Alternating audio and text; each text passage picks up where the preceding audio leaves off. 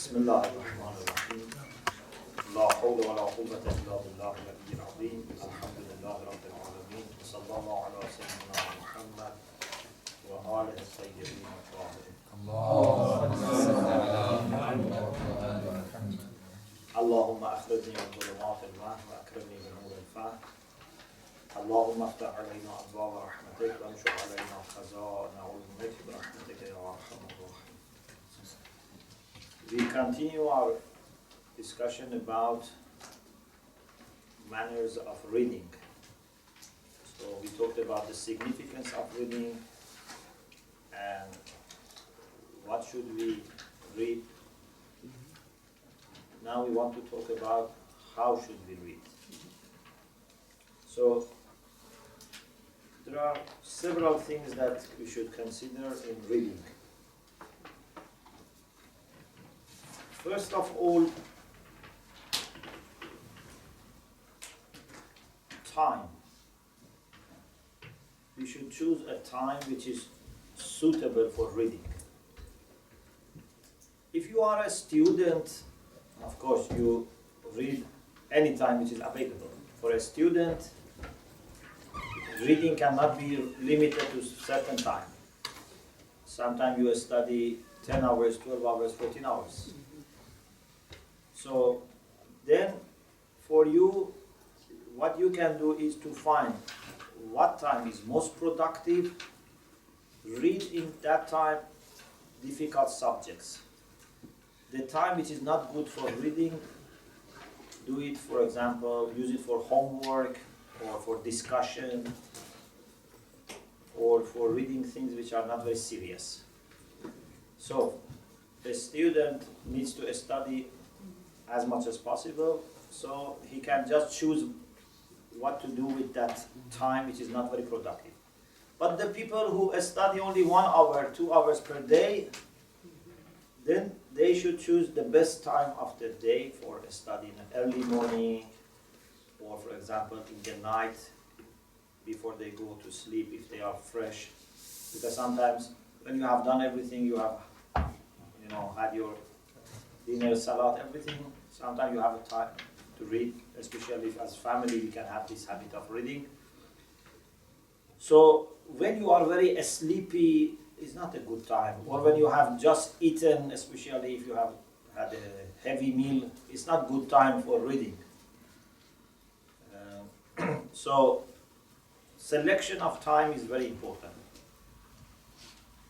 You want a time in which your body would not be a problem, because reading is digestion of knowledge by your soul. If body is too tired or too, full, it would not help in this process. Place is also very important. If it is too hot or too cold, again, you cannot concentrate. So temperature should be moderate. Light should be suitable. Noise, as much as possible, should be avoided, because if there is noise, there is distraction. And also, if the place is suitable for reading. For example, if you have a study room, if you have a library, it's very good for reading. The place in which you eat or you sleep might not be good. Of course, people are different. Some people, when they read in kitchen, maybe they have good concentration. Some people go to coffee shop and read, nowadays. So you can find out what is the best for you. But normally, if you want to have deep study and deep reading, it should be in a place which is prepared for reading, like a study room, library, a place which is not used for other purposes, so that when you go to that place, automatically your mind is ready for reading. And it's better not to use that for other purposes. If you want to have a long conversation over phone, come out of your study room, so that your study room in your mind is associated with reading. So this is important. If in your room you can have pictures of some ulama that you love, you know, like Allama Tabatabai, for example, Ayatollah Mutahari, the people that when we look at them, we are reminded of taqwa and knowledge. Automatically, they bring this to our mind. This would be also very good. To set your chair and desk in the way that you face Qiblah is very important. Because this is ibadah, we should face Qiblah. To be with wuzu is very important. Some people may not understand, but alhamdulillah we understand that when you have wuzu, this helps your understandings. Those who are not religious people, you know, they don't understand. They take a cup of wine and, you know, start a study.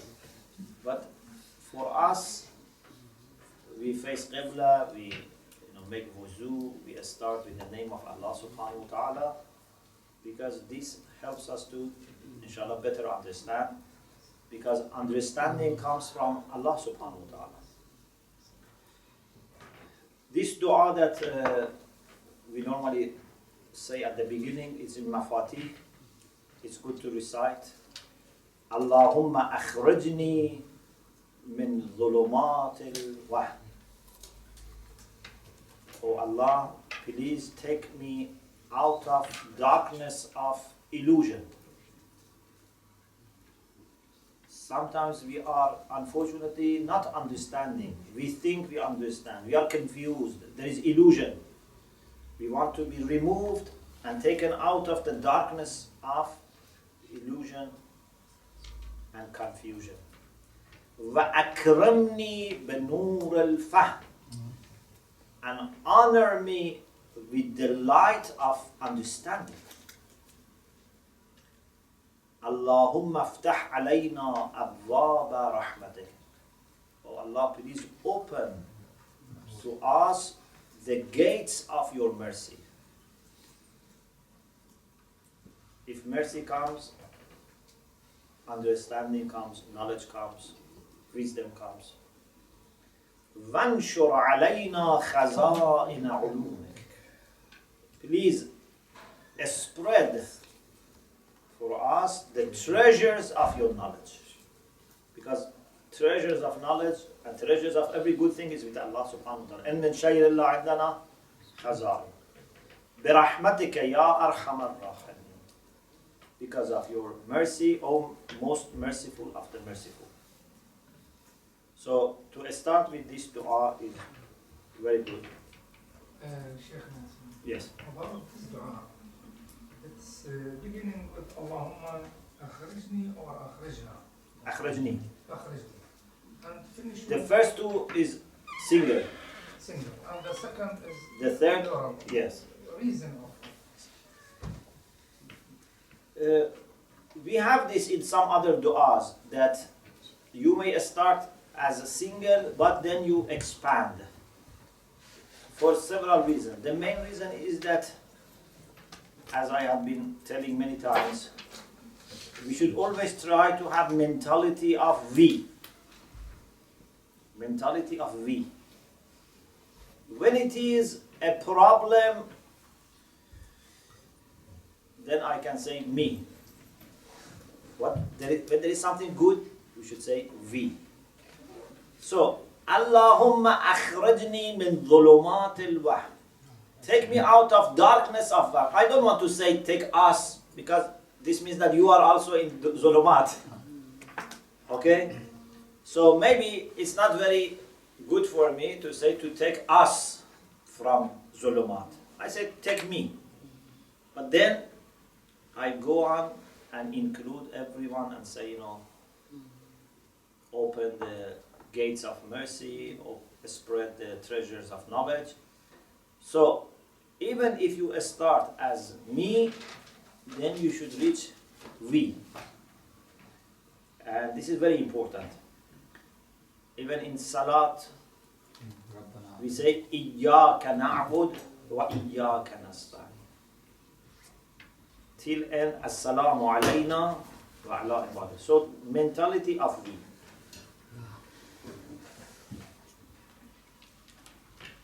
What is the Arabic word for illusion? Wahm. Wahm. Wahm means illusion, means a kind of misunderstanding, confusion. Wahm is opposite to fahm. Fahm is understanding. Wahm is illusion, confusion. Is there any difference between Wahm and Zan? That's a terminology in mantiq, that Wahm is opposite to Dhan. So Wahm is less than 50, Dhan is more than 50%. But that's a special expression in mantiq. So, turning towards Qiblah, having wuzu, starting with the name of Allah, with dua, very important. Another thing to remember is you should try to choose a book which is suitable for you. Sometimes people have, for example, interest in philosophy. People have interest in irfan. But they don't have the prerequisites. They pick up a book which is very difficult for them to understand. This is like a newborn baby who wants to eat kebab. It's not possible. You have to have water, even very light milk, not even, full milk, yes. For example, not always we know what is suitable for us. Yes. For example, last year I was reading the theological instructions, I was not seeing nothing. But now I'm reading again. I'm doing every other stuff. Now I'm reading again, I'll see something. It's like we need to find out, maybe sometimes you don't see something the first time, you need to see it second time. Yeah. And how do you find out? So you have to ask. You have to ask the people who have been through this process. So they have started like you, but they are now several stages ahead. So they can tell you, for example, this book is good for you or not. That's what I'm asking. Pardon? That's what I'm asking. Yes. So for example, in the Hose, when we choose which textbooks to study, we consider few things. We consider whether this is required for another book or not, whether there is a prerequisite for it or not, which stage of that subject is this covering, and what is the style, how good is the explanation. So we consider many things. Therefore, we suggest a book. And sometimes we know that still that book might be difficult. Okay? That's not a problem. Because this might be the best choice, but not perfect. And secondly, sometimes we want to train. If you want to train people, you cannot train them in, very convenient situation. If you want to train commandos, you don't train them in 5-star hotels. You take them to desert, to jungle. Yes? If you keep everything easy, then you cannot really train yourself. So sometimes you have to study Baba Hadi Ash. Word by word, you have to struggle. But inshallah, then you become very well, equipped with reading skills. But it's very important that you benefit from experience of other people, from expertise of other people. So this is the beauty of working under a program. So when you work under a program, then many things are already prepared for you. So you should choose a book which is suitable for you. The topic is suitable, the level is suitable, language is suitable. But when you choose a book after careful examination, please try to complete it. Either don't choose a book or complete it. It's not good, you read, one chapter, you leave the book aside. Then you take another book, one chapter, then leave it aside. This is damaging your confidence, because then you think you can not finish anything. It's very important that you are very careful in choosing a book, but then if you really found it's a good book, be patient. Yes, if you realize that it's not a good book, leave it. But I'm saying, make sure that this is already decided that's a good book. It's not good to say, okay, I read part of it, and if it is not good, I leave it aside. First, you should think, you should ask, you should examine, because your time is valuable. Yeah, you don't have too much time to waste. So I pick up the books, I read half of it, and then if I don't like it, I leave it. Your time is important. Also your mind. When you read half of the book, it means that you have already used some of your mental space. And sometimes these things never come out. If you read a book that you don't like, sometimes it remains in your mind forever. At least in unconscious level, it remains. So it's better to do all the investigation before starting reading. If you found this book is good, finish it. When you finish one book after the other book, you gain more confidence.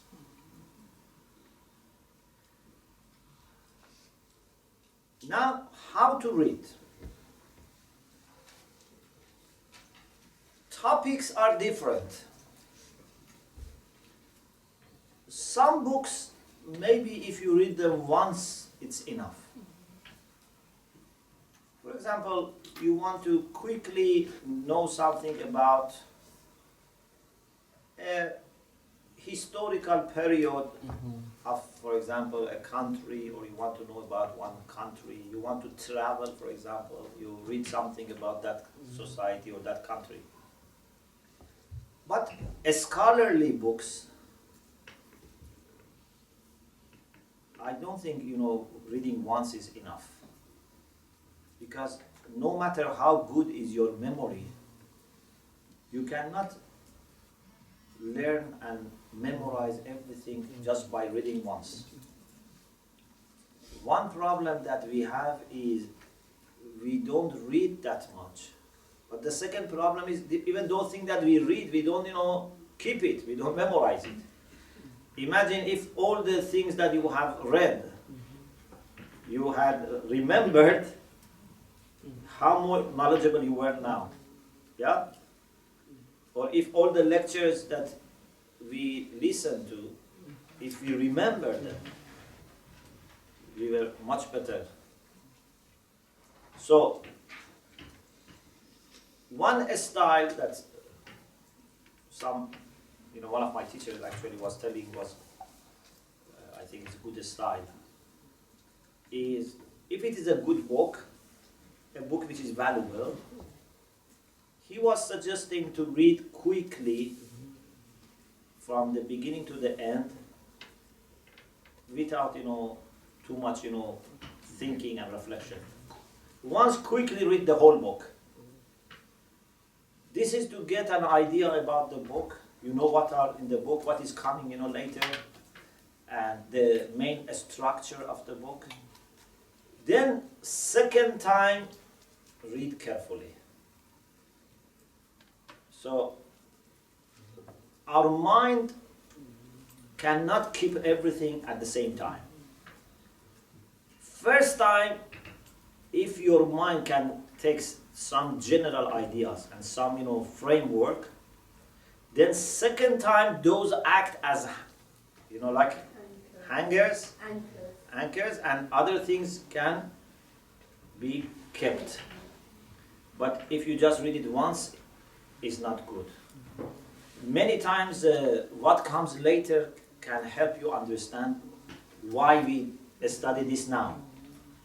So if you want to spend, for example, say 30 hours on reading this book, divide it into 2 parts. Reading it quickly 5-6 hours, then go back and spend 20 hours, 24 hours, but you have much better result than just reading once. Someone have? Yeah, you know, if you take the approach of the first time you read it, you write lots of notes on it continuously as you go through it. Could you take that as an option or the best I option will is- talk about this. Thank you very much. So the first is quick reading. Second is careful reading. Then taking notes. Few things that I think have to be considered. This is by experience. When you want to write down a summary, don't write it by looking at the book. This is almost useless. Read, understand, and then what you understood, try to write it. If you didn't understand something, now you realize that there is something missing. So you read again, but then don't look at the book and try to write it. So this is a test for understanding whether you have understood or not. And second, it's good for your memorization. How much you should write down? Maybe you think everything in this book is good, I have to write down everything. But if it becomes, almost the same thing, it's not useful. I think you have to write down 2 major things. I was doing sometimes this. First of all, write down for yourself, like drawing, the flow of ideas. The flow of ideas is very important. For example, it's a book about Akhlaq. How did he start this? What was mentioned first? What was mentioned second? This is expertise of people, how to organize things. The sequence, the order is very important. Yeah? A good lecturer is not known only by the content. A good lecturer is known by also the way he organizes things. Yeah? Like, for example, a guide. A guide can take you to a historical place. It's very important how he starts and how he continues. If he gives you all the information in the first place, it's not good. So the sequence, the order is very important. So for yourself, especially inshallah, if you want to become a writer later, it's very important to write down for yourself the way he has organized the information. And second, the most important things that you have learned in this book. Gradually, you should be having less need for writing, because many things you know by yourself. But initially, you may take lots of notes. But what is important is review your notes after finishing the book. If you take the notes and then you leave it aside, what's the point? So after finishing the book, at least review your notes. Maybe after a few days, read your notes so that you can remember. But the best way of learning is when you have questions in mind. The people who really are struggling for understanding a subject and already have questions in mind, they never forget. You know, if for example, you have no question in your mind about hikmah, and you read a book on hikmah, maybe you don't get that much. But if you have been thinking about it, if you have been looking for ayat, for ahadith, for points about this, now for you this is a treasure. People who have questions, like someone who wants to be like inspector. They look for evidence. They never forget. Or if they forget less than other people. So try to be a person who thinks about the subject, has already some questions, some expectation, and he is looking for answer. Like when you are thirsty and you go for drink, you enjoy more. When you are hungry and you go for food, you enjoy more. Questions, as we said before, is like hunger and thirst. When your mind has questions, it already is hungry for knowledge. So you can better grasp it. You have questions? Yeah. What do you mean specifically by the most important things you've learned in the book? In terms of personally or the most important points? Because there can be many details. If you want to write down everything which is in that book, then it becomes very, large, notebook. But the main things, the crucial things, the substantial things, the things that can be opening your eyes, these are very important. Or for example, then maybe when you read that author refers to a book that says this book is very useful, you take a note of this, that you should read yourself this book. And if we take the option of note-taking, would you take the option of note-taking and then not take the other option of reading it first quickly and then reading it a second time? Would you take... No. Is that for people So who- first you read quickly, second time carefully with taking notes. But first time you just try to finish it. So, writing notes, writing summary, this is very important. Whenever I was preparing myself for exams, I always used to take notes for myself. And this was for me the best way for learning and memorizing. If you classify subjects, for yourself, and in the way that is good for you, you make, diagram, you make classifications.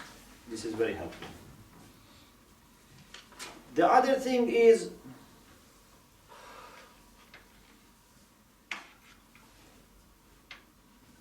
some of the books are not the books for self-study. So, there are books that you have to learn by having a teacher. Some of the books is for self-study. Some of the books you can study yourself maybe later. For example, after studying 2-3 books on aqaid, maybe then you can study any book on aqaid. But in the beginning you had to take lessons. But some subjects like philosophy, like irfan, these are the subjects that need teacher. Because either you don't understand at all or you misunderstand. The chance of misunderstanding is very high. And these subjects also are very important. If you don't if you don't understand or if you misunderstand physics, it's not a big deal. If you don't understand or misunderstand maths, it's not a big deal. But if you don't understand questions about Allah subhanahu wa ta'ala, if you misunderstand, you can become confused. Sometimes you can lose your iman. You can develop lots of doubts. So, some of the books are not for self-study. For example, Aswar by Mullah Sadra is not for self-study. It's something that you have to take lesson. Even not everyone can teach. Or Fusus or Futuhat, these books on Irfan, these are not for self-study, even if they are translated into English. First of all, we don't know the translator has understood himself or not. Even if he has understood, it doesn't mean that everyone who reads can understand.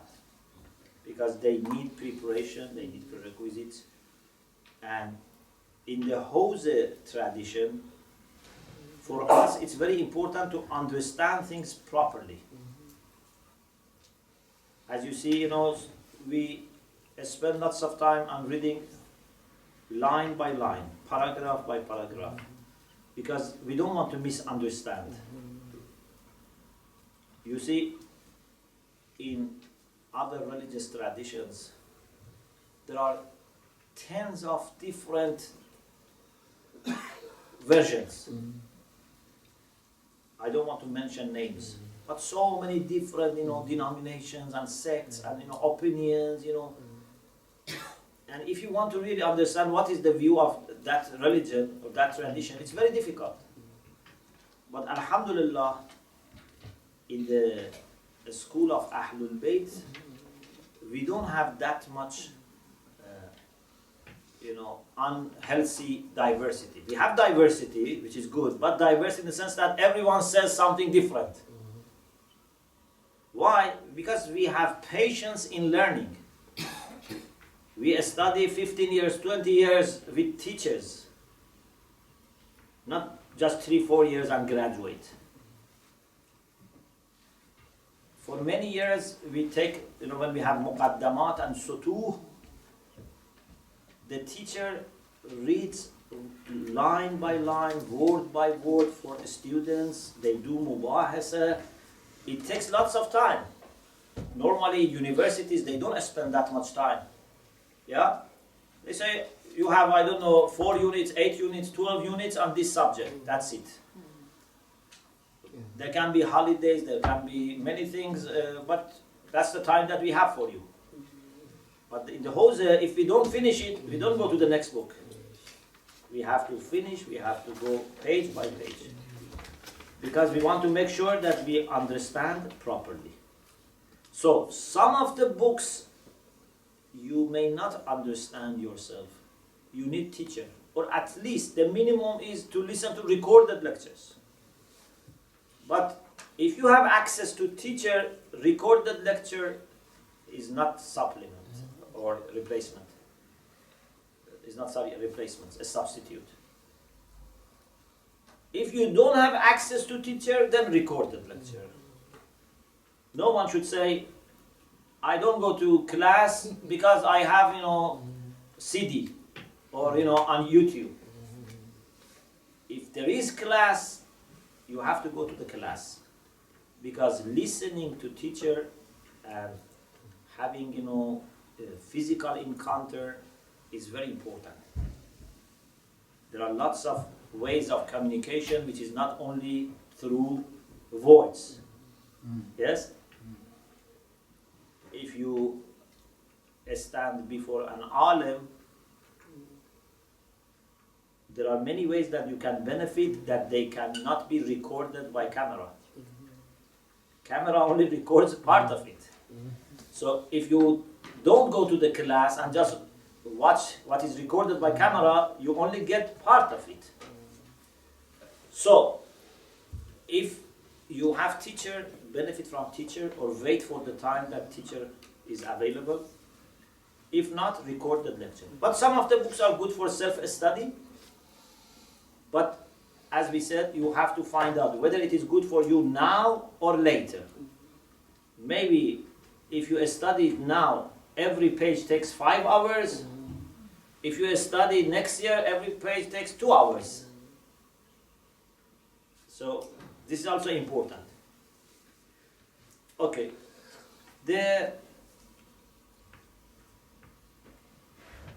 I think, alhamdulillah, I mentioned almost most of the things that I have here, or maybe exactly everything, inshallah, I think I mentioned. If you have any question, you can, inshallah, ask question if you have any ideas. Otherwise, I think, alhamdulillah, I have finished. Yes. Just two things I wanted to mention from the books I've read about how to read. Yes. One thing they mention is what they call the 80-20 rule, is that most of the important ideas are about 20% of the book and 80% is spent explaining these. So that goes along with what you mentioned about noting down the most important subjects, not necessarily the full description. And the other thing that with speed reading especially is, for example, if you've noticed, if you're going by car at 60 miles per hour and then you reduce your speed to 30, you feel a very big difference. You feel very slow when you're going at 30. So if you try to read 1 page or 2 pages very, very quickly and then go back to the normal speed, you will see that you are able to read faster without compromising on your understanding of the text. So it's sort of training to read faster, but without compromising understanding. Thank you very much. Someone here raised hand? Yes. I was just going to ask that when you're reading a book, usually is it a good idea to sort of highlight things in the book as you're going along? Yes, that is one way of like taking notes, that Yeah. you may highlight the books, but I think what can be, this is good, no problem, but what is more useful is when you read the book, then you close the book and you write down with your own wording. This is a kind of owning the idea.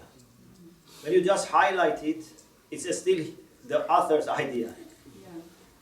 But when you close the book and you think and you write it in your own style, this inshallah remains for you. Okay. And you mentioned about the finding the optimum time which is suitable for you to read. Are there any particular recommendations that you feel, is quite a good time to read? Like, for example, it could be sahar time, anything.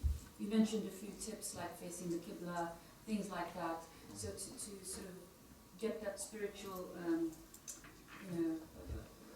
opening of the heart. Yeah. If possible, before Fajr is a very good time.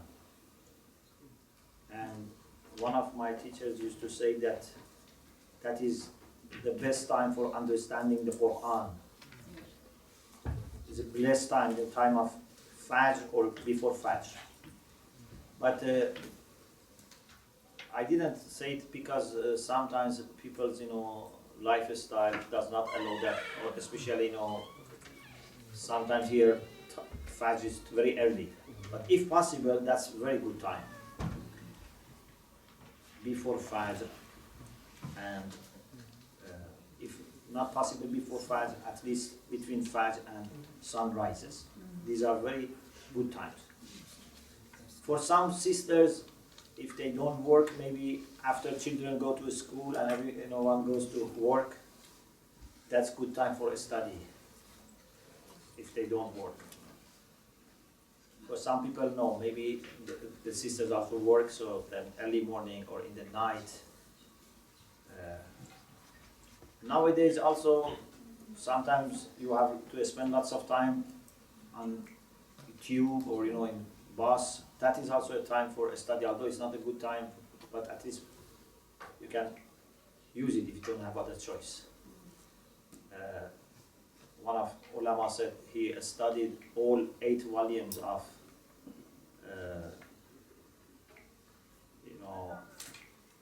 Abdul Maqsood on Imam Ali in bus. He has written 8 volumes on Imam Ali. He read all of it in bus.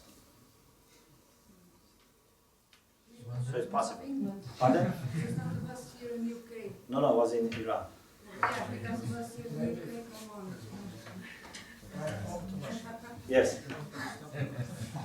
No, sorry. Yeah. Before 5 o'clock, normally one is very sleepy. Now you said you have to read when you're not sleeping. So how can you get around that? So, it's a matter of also training ourselves. I'm not emphasizing, but if it is possible that you sleep earlier, so that 5 o'clock, for example, you have already slept enough, then this is good. But if we sleep late, of course, then we cannot wake up early.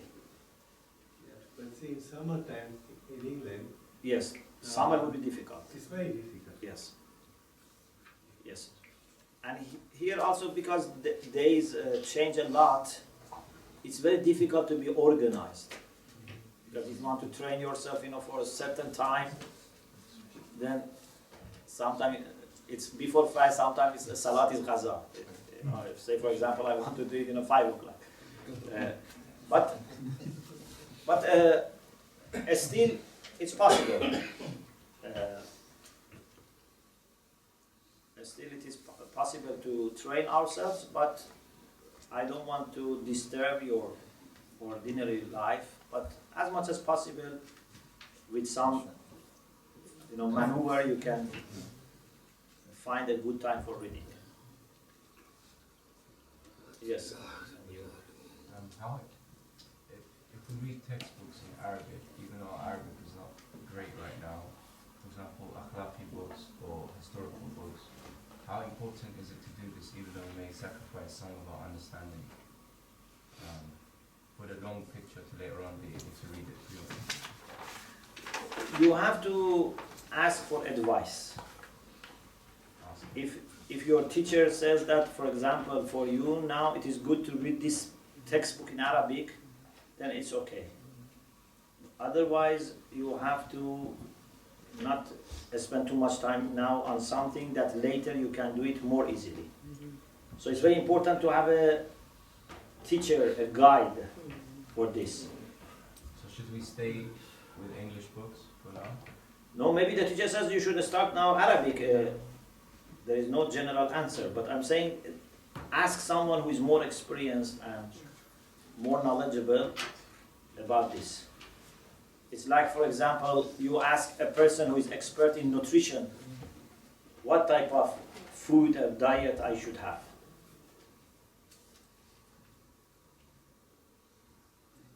There was what? Yeah, on the question of reading a book, Yes. I've come across some ideas, especially from some professors.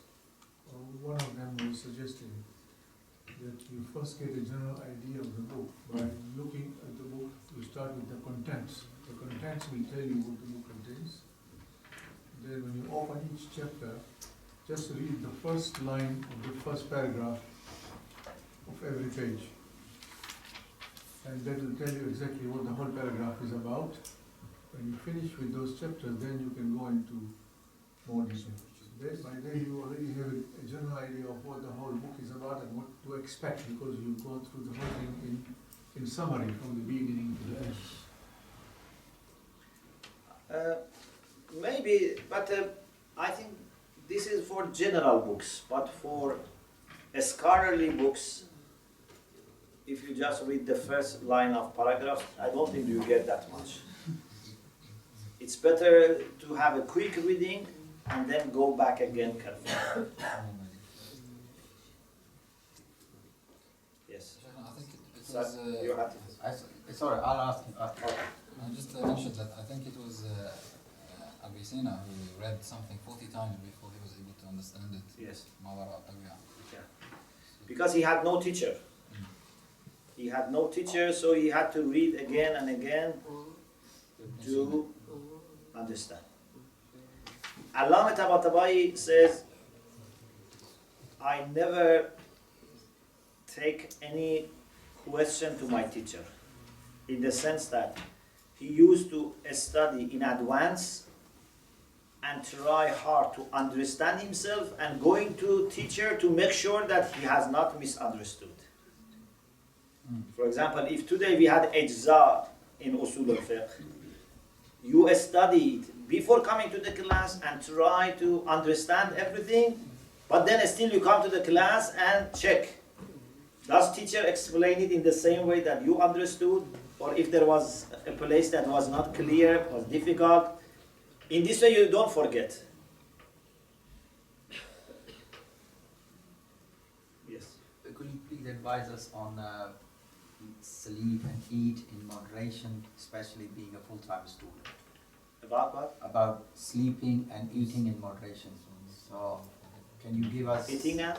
Eating and sleeping. Sleeping. So, I mean, so how many hours should we sleep in 24 hours? And Depends on your age. Yes, it depends on many things. Your age, your type of work. Some people, maybe they have physical activities, they need more sleep. But as average, I think 6 to 8 hours as average. Those who are maybe younger, they need more. But I don't think more than 8 hours is needed. minimum 6. 6, I think, is also minimum. 5, 6, 6. Imam Khomeini used to sleep only 3 hours.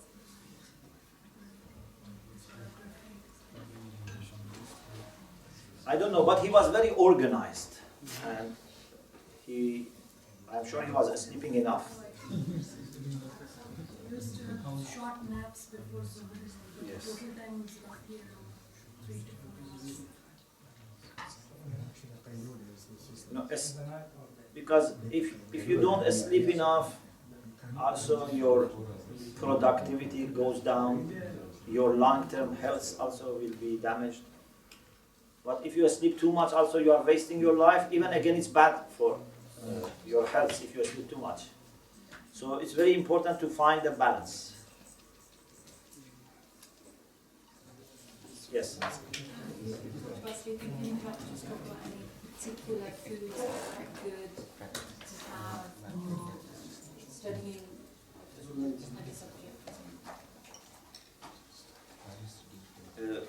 It's not my specialty. But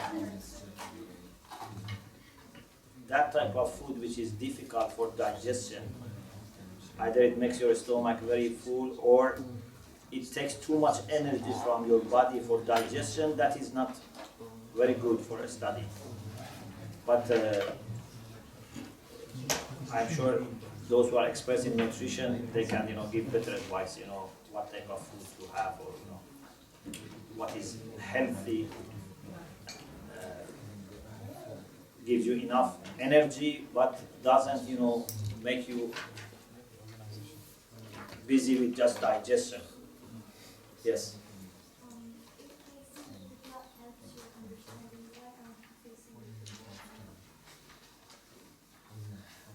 In the class, we have to face Qiblah as much as possible.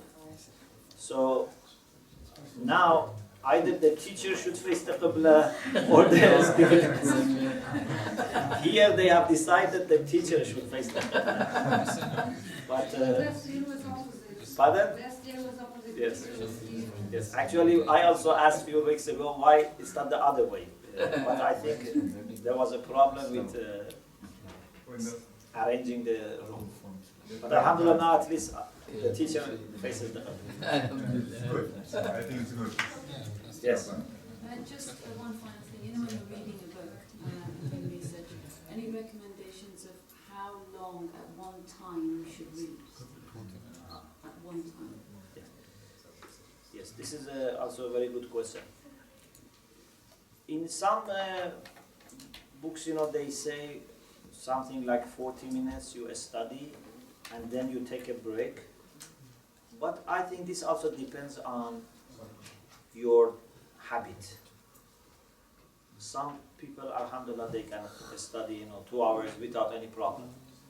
So, but if it is reading on especially computer, a screen, I think 30, 40 minutes, then you should have a little break.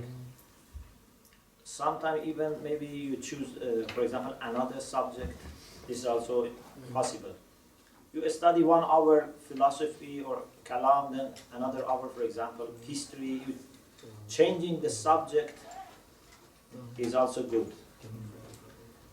In Adab al-Muta'allamin mentions this, that sometimes, it mentions one of the ulama says he used to have different books next to him. When he was tired from one book, he was reading another book. So this is also possible. But physically, maybe after 40 minutes or so, a little movement, a little change helps. Is it okay to spend, if you have the time, of say a day, when you're just reading, is it okay to spend the majority of that day on one book? Would you say that's okay if you're able to? It depends. Sometimes you have an exam, you have to prepare something based on one book, then you do it. But if it's going to make you tired and you cannot concentrate, then shift to another book. But if you can have a good concentration, continue with the same book. Because concentration also is helpful. Because if you change the topic, then your mind can be losing, the focus. But what is important is when something becomes tiring, then the benefit might go down. So move to another book. Then when you are okay, you can go back. Yes. Sheikh, I've noticed one problem with myself is with the ifrat and tafriq. Yes. So sometimes when I have the time, I take a book and I read it in 2 days maybe. But then I sometimes can't continue like 15 minutes a day if on the days that I don't have the time. So sometimes I'm reading so much, and sometimes there's like a month with no reading. Yes. Ifrat and tafriq. What Yes. do you suggest? Regularity is very important. Qalilun yadum. If you do little, which is continuing, is better. Khayrun min kathiran munqata. So it's good to keep something minimum, but if you have holidays, you can add to it. But to completely stop is not good.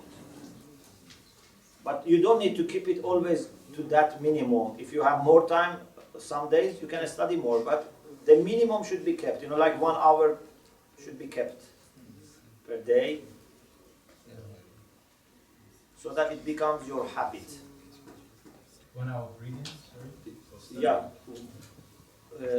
Last week we said that for students it's not enough, but for people who are not students, at least 1 hour per day they should read. And for students? Students as much as possible. 8 hours, 12 hours, 14 hours, as much as possible. Yes, as much. فَقْرَأُوا مَا تَيَسَّرَ مِنَ الْقُرْآنِ. As much as is possible. Yeah. Sometimes you have to work and study. So of course then you cannot study 12 hours. But if you can study full time, it's better. If you cannot, part time. As much as possible. What is important is that you do your best, then Allah inshallah puts barakah in your work. Okay, thank you very much. Wa akhir da'wana and alhamdulillah rabbil alamin.